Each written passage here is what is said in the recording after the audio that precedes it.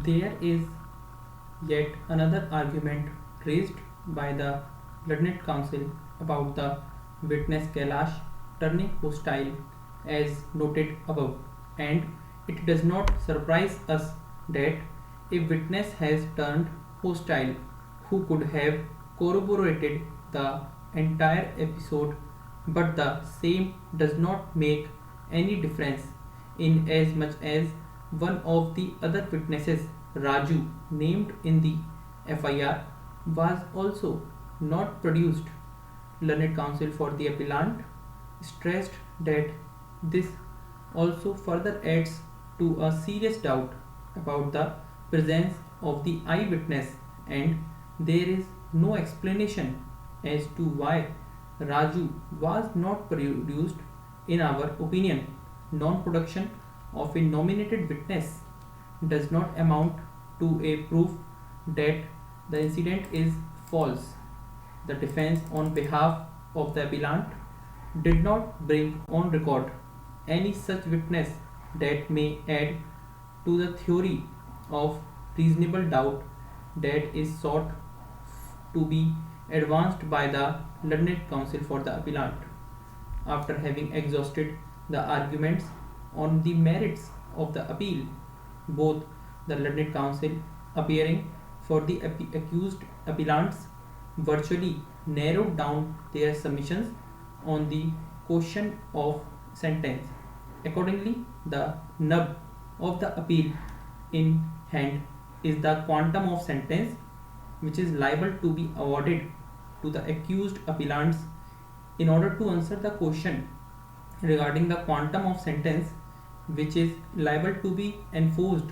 against the accused appellants, looking into the nature of the criminally committed by them, it will be prudent to discuss in brief the meaning and impact of the words knowledge and intention in relation to section 304 part 1 as well as part 2 IPC. Next para, we have come across judgments relating to the interpretation of the words knowledge and intention and the distinction between the two. While proceeding to consider the sentencing of the convicts by the trial court and the assessment of the evidence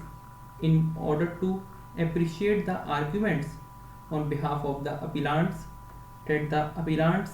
deserve a lesser sentence in terms of section 304 of the Indian Penal Code. There are a large number of cases that are available on the issue, but in order to mention a few that meet the point, we begin with the judgment in the case of Hari Singh and another versus State of Haryana 2008-15 SCC 753. As to understand the distinction referred to above, the relevant paragraphs of the said judgment are paragraph numbers 26 to 30. The essence of the said paragraphs contained within its fold reflects that intention is a conscious state of the mind coupled with an aroused activity for the purpose of achieving a preconceived end resulting in the conduct of the person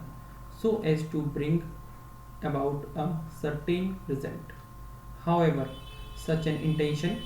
may not necessarily be premeditated, whereas mere knowledge, in contrast to intention, signifies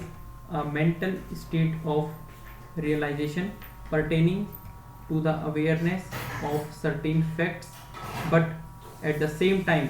without reflection of an active faculty so as to achieve a determined end. Stop.